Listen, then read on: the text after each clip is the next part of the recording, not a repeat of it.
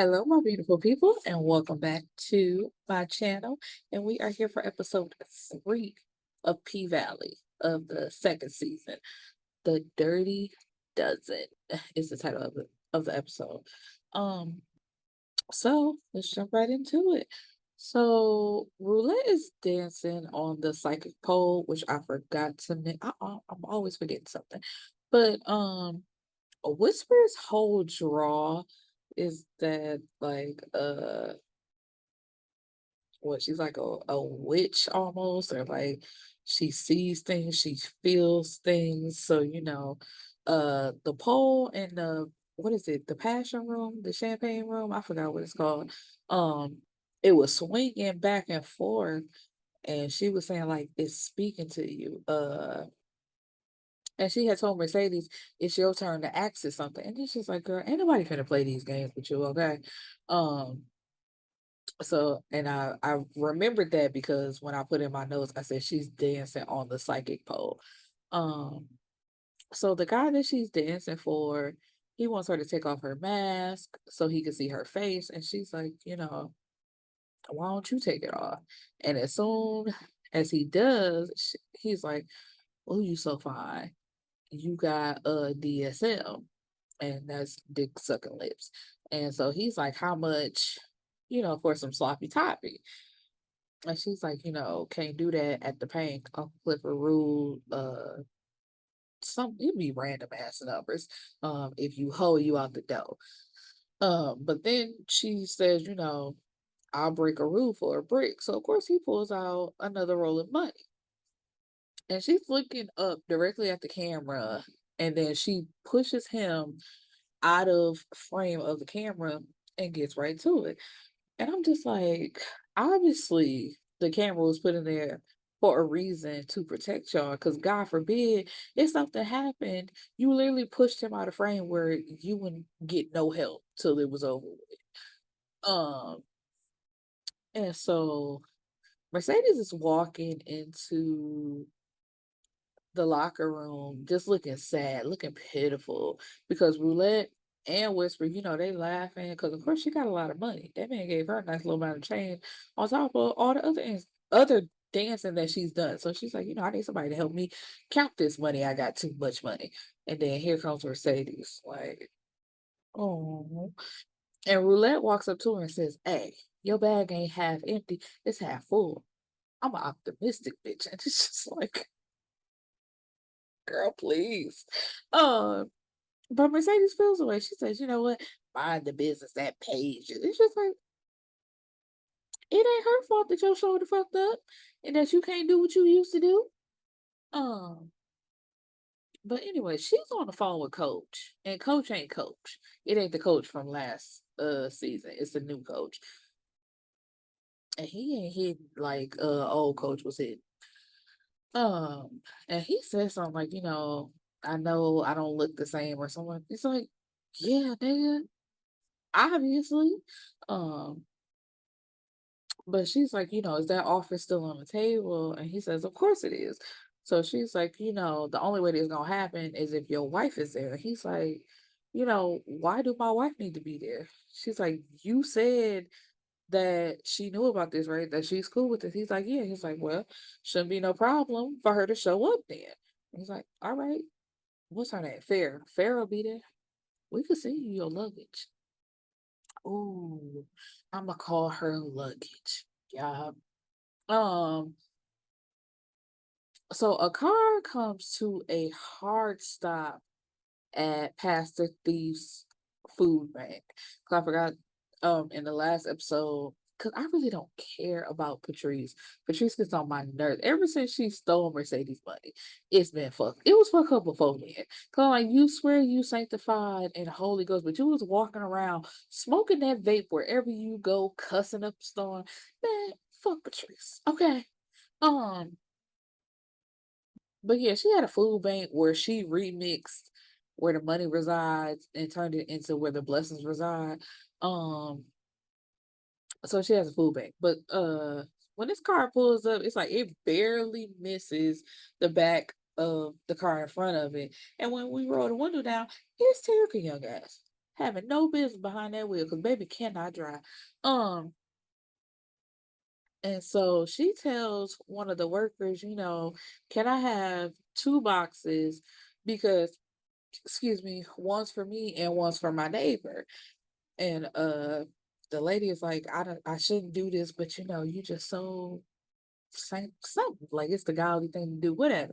And she calls Thief over, and when Thief sees that it's Terica, she sends the lady away and says, how you doing? And she's like, Terica? Patrice. And she's like, girl, I will whoop your ass.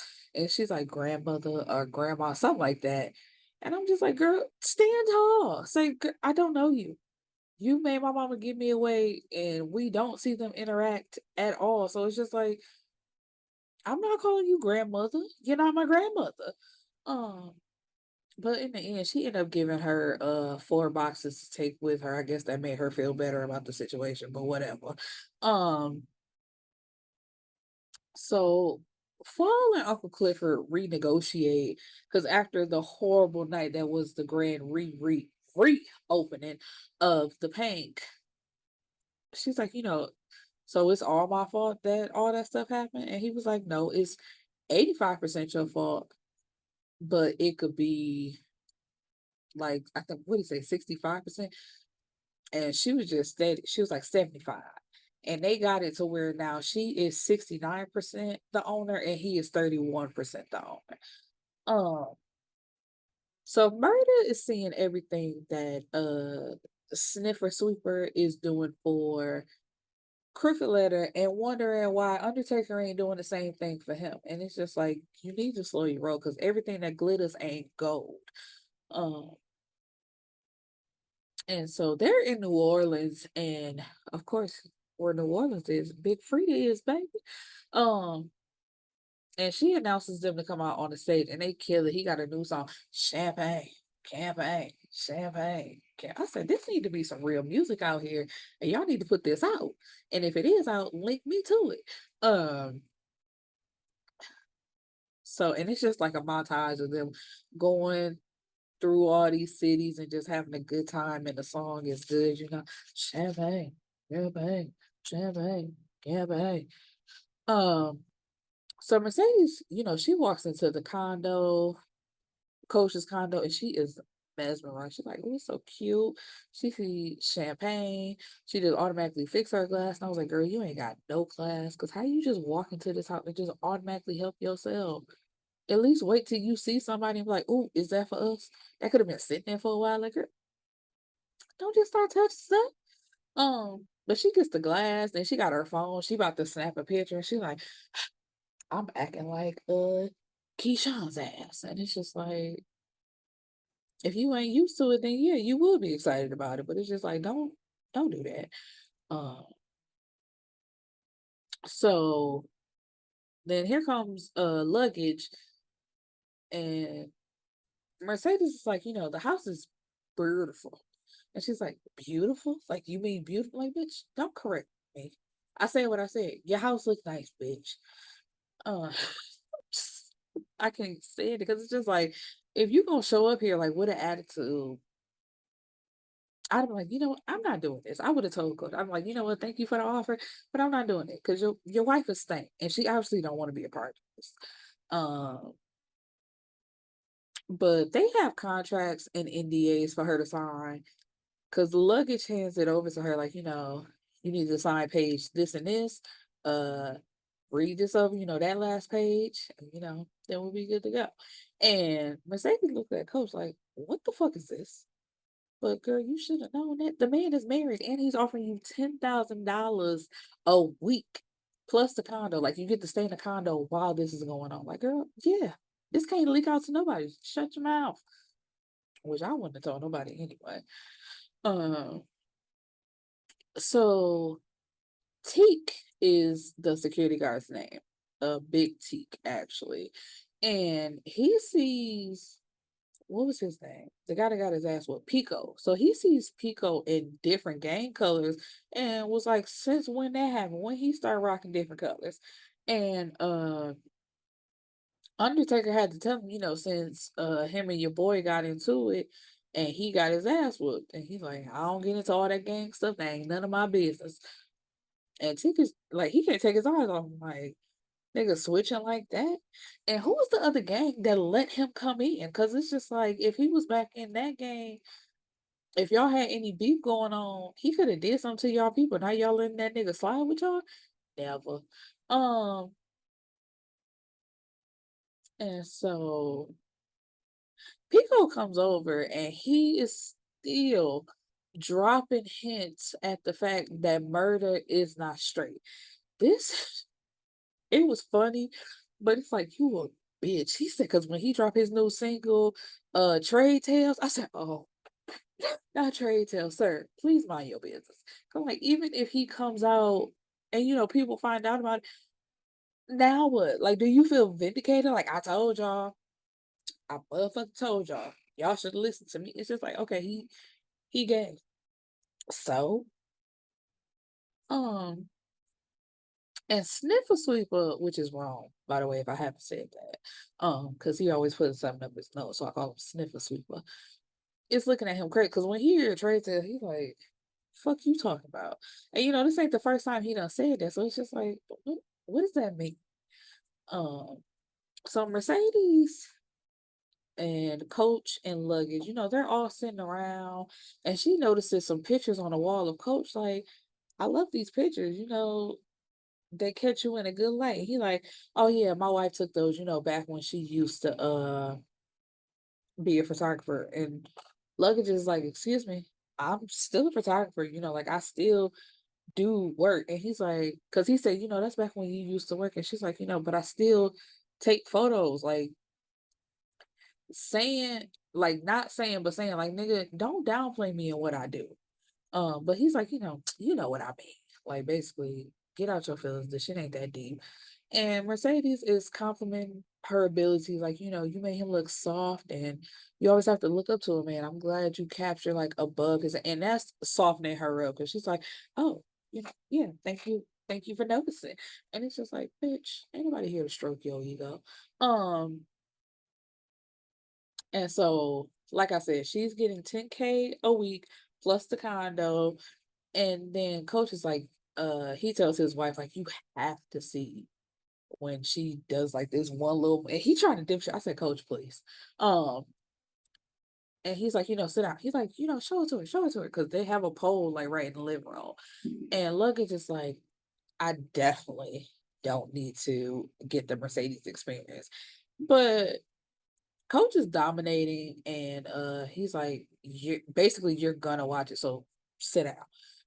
And Mercedes, she starts stripping off her dress, showing that body, which is chef's kiss, tens across the board.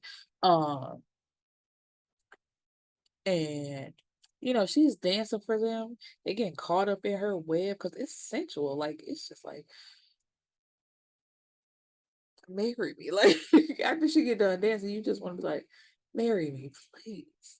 Um, but they're interrupted by a phone call, which she quickly turns off and pays no attention and gets back to dancing.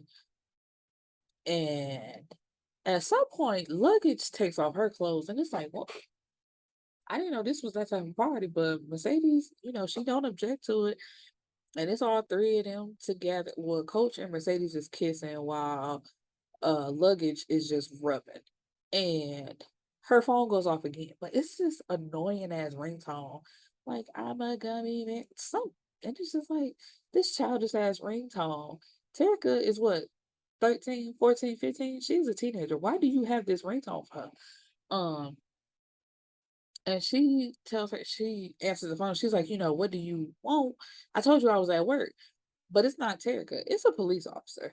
And he's like, she was underage driving. He's like, Mercedes is like, she ain't got no car.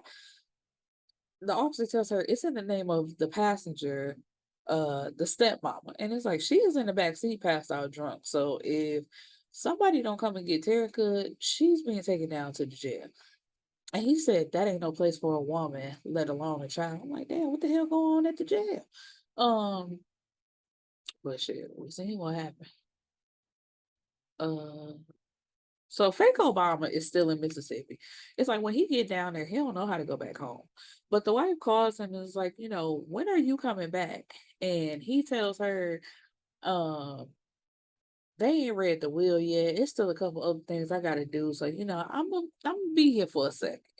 And she's like, well, I talked to my daddy and he's willing to give you a job. And I knew, like, just by looking on his face, he's like, as much as I would love to litigate for your daddy, I would have to respectfully decline. And she's like, I get it. I feel like I don't get it. You ain't got no job. Like, and my daddy is offering you one. You need to take what you can get at this point, and then when you find something better, then you leave this job. But you doing absolutely nothing and then declining work when it comes your way? No sense. No sense whatsoever. Um, but she says, I get it. You just need some more, and they say time at the same time. And it's just like, "No, I don't get it at all. Explain it to me like I'm you." Um, and so where we at? So a fan it's like after the club. Sorry, I got lost in my notes. A fan runs up on Murder and she's like, Murder, Murder, Murder. And then here comes Pico with his hate mask. Like, damn, baby, can I holler at you? And she's like, nigga, is your name Murder? And he like, bitch. And Tika's like, there's no reason to disrespect the lady. And this heifer says, thank you, feminist nigga. I said, girl, go away. Please go away. Um, but he does it again. Like he insinuates again something about Murder being gay and like what you gonna do? I disrespect her again, and he called her a bitch again. And T like lays his ass out, and they get the fighting, and he is. I'm like, nigga. So this the second time you ain't got your ass whooped, but you still causing fights? Don't you want to sit this one out? And whoever in the gang, like when they like, if somebody picked him up and got him back, I'm like, nigga, you ain't a part of the gang no more. You can't be talking shit and out here trying to throw hands and you can't fight. Um. So anyway, they start shooting. So they get in the back of the hearse and Keyshawn takes off because she was on live, but when they shots rung out, they jumped in the hearse. Um. So Whisper gives Roulette a line of coke, and I mentioned this on the Collective 3. Like if y'all gonna depict drugs, depict it realistically. Cause the way she took that line of coke, I'm just nobody takes drugs like this. You either gonna sniff it, snort it, like, but ain't nobody like the fuck was that? Uh So Uncle Clifford, like I guess it's like an intermission or what, but she jumps on the pole and shows out and do a little spin, a little twirl, go up to the top, make it drop. Um, and like now that we know it's a body double, but not to say that she couldn't do that if she wanted to, but it's just like y'all didn't even like let the body types match up so we can assume that it was Uncle Clifford in real life. But they did the thing. Hair was cute, outfit was cute. I said, yes. Um, so Duffy and Suge Knight are working together because I think back in season one when it looked like the paint was gonna be sold and shut down and all that type of stuff, Suge Knight was like, I gotta give me another hustle. But anyway, he meeting up with Duffy and Duffy sniffing and crying. He's like, man, I'm gonna get my bitch back. Watch. And Suge Knight is like, sir, you killed her mama. He's like, I ain't kill her. And Suge Knight was like, so you didn't give her mama the Rona? That ain't even a point. Nigga, that's the only point. That's the point of this conversation. So you sniffing and crying and shit, you better suck it up because you're never getting her back. You killed her mother. Let it go. So Roulette and Whisper come outside and Duffy and Roulette get the flirting. I was just like, I don't want to see this. Just because Gidget gone don't mean We need a replacement for Duffy. Duffy can go too. Um, but she uses a knife to get. She's like, you got something in your teeth. Flips out knife. Let me get that for you. I'm like, bitch, if you don't back the fuck up, but he lets her do it because the nigga opens his mouth with a white boy. Let's lets her do it. So Mercedes is spraying stepmother down to get her to wake up because it's just like, the fuck are you doing? Like, why you got her driving you and you drunk? And she blames it on not having no job. Mercedes like, I ain't trying to hear that shit. There's no reason why you being this irresponsible. And stepmama is like, I know the stripper ain't trying to chastise me. So anyway, they have it out. She been waiting to say this. Um, so stepmother, she's still bitter about Mercedes lying at 15, saying she was 18 and she wasn't. She says that Mercedes ruined her life. I'm trying to figure out how. Because if you were in a relationship with Cortez, you could have walked away. Especially when you learned that an 18-year-old nigga slept with a 15-year-old. And what did Mercedes say? She said, I can't help it that my ass and titties, grew out. And it's just like, yeah, you can't help that. But you lying about your age, you definitely could have helped that. So that's on you. You get no sympathy for that. So it's just like, and you had to deal with life consequences. And Mercedes says, after he died, you didn't have to go down there trying to be a stepmother of the year and lying and acting like you were saint. You could have let her come back to me, but you said no. And the stepmother was like, I said no. She's like, yeah, bitch, you said no. He was dead. I'm talking to you. And she's like, he said no. With his last breath, he begged me to look after her because he knew that you wouldn't be able to take care of her just like your mama knew. That's why, he was raising her all that time. And she says, do you think I want to look in the face of his mistake every day? And I'm trying to understand why it was just dead silent after that from Mercedes.